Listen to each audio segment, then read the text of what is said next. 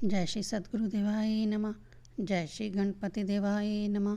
ओम कृष्णाय वासुदेवाय हरे परमात्मने प्रणतः कलेशनाशाय गोविंदाय नमो नमः।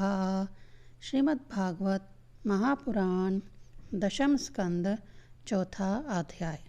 कंस के हाथ से छूटकर योग माया का आकाश में जाकर भविष्यवाणी करना।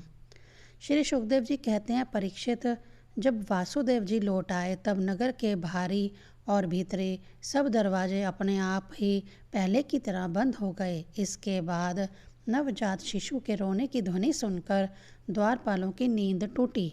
वे तुरंत भोजराज कंस के पास गए और देवकी को संतान होने की बात कही। कंस तो बड़ी आकुलता और घबराहट के साथ इसी बात की प्रतीक्षा कर रहा था। द्वारपालों की बात सुनते ही वह झटपट पलंग से उठ खड़ा हुआ और बड़ी शीघ्रता से सूतिका गृह की ओर झपटा। इस बार तो मेरे काल का ही जन्म हुआ है, यह सोचकर बहुत वह विहल हो रहा था, और यही कारण है कि उसे इस बात का भी ध्यान न रहा कि उसके बाल बिखरे हुए हैं। रास्ते में कई जगह वह लड़खड़ाकर गिरते गिरते बचा। बंदी गृह में पहुंचने पर सती देवकी ने बड़े दुख और करुणा के साथ अपने भाई कंस से कहा, मेरे हतेशी भाई, यह कन्या तो तुम्हारी पुत्र वधू के समान है, स्त्री जाति की है। तुम्हें स्त्री की हत्या कदापि नहीं करनी चाहिए। भैया, तुमने देववश मेरे बहुत से अग्नि के समान तेजस्वी बालक मार डाले। अब केवल यही एक कन्या बची है, इसे तो मुझे दे दो। अवश्य ही मैं तुम्हारी छोटी बहन हूँ। मेरे बहुत से बच्चे मर गए हैं, इसीलिए मैं अत्यंत दीन हूँ। मेरे प्यारे और समर्थ भाई, तुम मुझ मंदभाग्नि को यह अंतिम संतान अवश्य दे दो। श्री सुखदेव जी कहते हैं, परीक्षित, कन्या को अपनी गोद में छिपाकर देवकी जी ने अत्यंत दीनता के साथ रोते रोते याचना की। परंतु कंस बड़ा दुष्ट था। उसने देवकी जी को झिड़क कर उनके हाथ से वह कन्या छीन ली। अपनी उसी कन्या नन्ही सी नवजात भांजी के पैर पकड़कर कंस ने उसे बड़े जोर से एक चट्टान पर दे मारा। स्वार्थ ने उसके हृदय से सौहार्द को समूल उखाड़ फेंका। परंतु श्री कृष्ण जी की वह छोटी बहन साधारण कन्या तो थी नहीं, देवी थी। उसके हाथ से छूटकर तुरंत आकाश में चली गई और अपने बड़े बड़े 8 हाथों में आयुध लिए हुए दिख पड़ी। वह दिव्य माला, वस्त्र, चंदन और मणिमय आभूषणों से विभूषित थी। उसके हाथों में धनुष, त्रिशूल, बाण, ढाल, तलवार, शंख, चक्र और गदा, ये 8 आयुध थे। सिद्ध, चारण, गंधर्व, अप्सरा, किन्नर और नागगण बहुत सी भेंट की सामग्री अर्पित करके उसकी स्तुति कर रहे थे। उस समय देवी ने कंस से यह कहा, रे मूर्ख, मुझे मारने से तुझे क्या मिलेगा? तेरे पूर्व जन्म का शत्रु तुझे मारने के लिए किसी स्थान पर पैदा हो चुका है। अब तू व्यर्थ निर्दोष बालकों की हत्या ना किया कर। कंस से इस प्रकार कहकर भगवती योग माया वहाँ से अंतर्ध्यान हो गई और पृथ्वी के अनेक स्थानों में विभिन्न नामों से प्रसिद्ध हुई। देवी की यह बात सुनकर कंस को असीम आश्चर्य हुआ। उसने उसी समय देवकी और वासुदेव को कैद से छोड़ दिया और बड़ी निर्ममता से उनसे कहा, मेरी प्यारी बहन और बहनोई जी, हाय हाय, मैं बड़ा पापी हूँ। राक्षस जैसे अपने ही बच्चों को मार डालता है, वैसे ही मैंने तुम्हारे बहुत से लड़के मार डाले। इस बात का मुझे बड़ा खेद है। मैं इतना दुष्ट हूँ कि करुणा का तो मुझ में लेश भी नहीं है। मैंने अपने भाई बंधु और हतेशियों तक का त्याग कर दिया। पता नहीं अब मुझे किस नरक में जाना पड़ेगा। वास्तव में तो मैं ब्रह्मघाती के समान जीवित होने पर भी मुर्दा ही हूँ। केवल मनुष्य ही झूठ नहीं बोलते, विधाता भी झूठ बोलते हैं। उसी पर विश्वास करके मैंने अपनी बहन के बच्चे मार डाले। ओ, मैं कितना पापी हूँ। तुम दोनों महात्मा हो, अपने पुत्रों के लिए शोक मत करो, उन्हें तो अपने कर्म का ही फल मिला है। सभी प्राणी प्रारब्ध के अधीन हैं, इसी से वह सर्वदा एक साथ नहीं रह सकते। जैसे मिट्टी के बने हुए पदार्थ बनते और बिगड़ते रहते हैं, परंतु मिट्टी में कोई अदल बदल नहीं होती, वैसे ही शरीर का तो बनना बिगड़ना होता ही रहता है, परंतु आत्मा पर इसका कोई प्रभाव नहीं पड़ता। जो लोग इस तत्व को नहीं जानते वे इस अनात्मक शरीर को तो ही आत्मा मान बैठते हैं। यही उल्टी बुद्धि अथवा अज्ञान है। इसी के कारण जन्म और मृत्यु होते हैं, और जब तक यह अज्ञान नहीं मिटता तब तक सुख दुख रूप संसार से छुटकारा नहीं मिलता। मेरी प्यारी बहन, यद्यपि मैंने तुम्हारे पुत्रों को मार डाला है, फिर भी तुम उनके लिए शोक ना करो, क्योंकि सभी प्राणियों को विवश होकर अपने कर्मों का फल भोगना पड़ता है। अपने स्वरूप को ना जानने के कारण जीव जब तक यह मानता रहता है कि मैं मारने वाला हूँ या मारा जाता हूँ, तब तक शरीर के जन्म और मृत्यु का अभिमान करने वाला वह अज्ञानी बाध्य और बाधक भाव को प्राप्त होता है, अर्थात वह दूसरों को दुख देता है और स्वयं दुख भोगता है।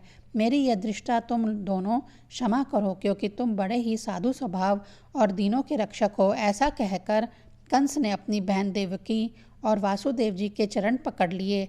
उसकी आंखों से आंसू बह बहकर मुंह तक आ रहे थे। इसके बाद उसने योग माया के वचनों पर विश्वास करके देवकी और वासुदेव को कैद से छोड़ दिया, और वह तरह तरह से उनके प्रति अपना प्रेम प्रकट करने लगा। जब देवकी जी ने देखा कि भाई कंस का पश्चाताप हो रहा है, तब उन्होंने उसे क्षमा कर दिया। वे उसके पहले अपराधों को भूल गई, और वासुदेव जी ने हंसकर कंस से कहा, मनस्वी कंस, आप जो कहते हैं वह ठीक वैसा ही है। जीव अज्ञान के कारण ही शरीर आदि को मैं मान बैठता है, इसी से अपने पराये का भेद हो जाता है, और यह भेद दृष्टि हो जाने पर तो वे शोक हर्ष भय द्वेष लोभ मोह और मद से अंधे हो जाते हैं। फिर तो उन्हें इस बात का पता ही नहीं रहता कि सबके प्रेरक भगवान ही एक भाव से दूसरे भाव का, एक वस्तु से दूसरी वस्तु का नाश करा रहे हैं। श्री सुखदेव जी कहते हैं, परीक्षित, जब वासुदेव और देवकी ने इस प्रकार प्रसन्न होकर निष्कपट भाव से कंस के साथ बातचीत की, तब उनसे अनुमति लेकर वह अपने महल में चला गया। वह रात्रि बीत जाने पर कंस ने अपनी मंत्रियों को बुलाया और योग माया ने जो कुछ कहा था वह सब कह उन्हें सुनाया। कंस के मंत्री पूर्णतः नीति निपुण नहीं थे। दैत्य होने के कारण स्वभाव से ही वे देवताओं के प्रति शत्रुता का भाव रखते थे। अपने स्वामी कंस की बात सुनकर वे देवताओं पर और भी चिढ़ गए और कंस से कहने लगे, भोजराज, यदि ऐसी बात है तो हम आज ही बड़े बड़े नगरों में, छोटे छोटे गाँवों में, अहीरों की बस्तियों में और दूसरे स्थानों में जितने बच्चे हुए हैं वे चाहे 10 दिन से अधिक के हों या कम के, सबको आज ही मार डालेंगे। समर भीरु देवगण युद्ध उद्योग करके ही क्या करेंगे? वे तो आपके धनुष के टंकार सुनकर ही सदा सर्वदा घबराए रहते हैं। जिस समय युद्ध भूमि में आप चोट पर चोट करने लगते हैं, बाण वर्षा से घायल होकर अपने प्राणों की रक्षा के लिए समारगण छोड़कर देवता लोग प्रयाण होकर इधर उधर भाग जाते हैं। कुछ देवता तो अपने अस्त्र शस्त्र जमीन पर डाल देते हैं और हाथ जोड़कर आपके सामने अपनी दीनता प्रकट करने लगते हैं। कोई कोई अपनी चोटी के बाल और कच्छ खोलकर आपकी शरण में आ जाते हैं और आकर कहते हैं कि हम भयभीत हैं, हमारी रक्षा कीजिए।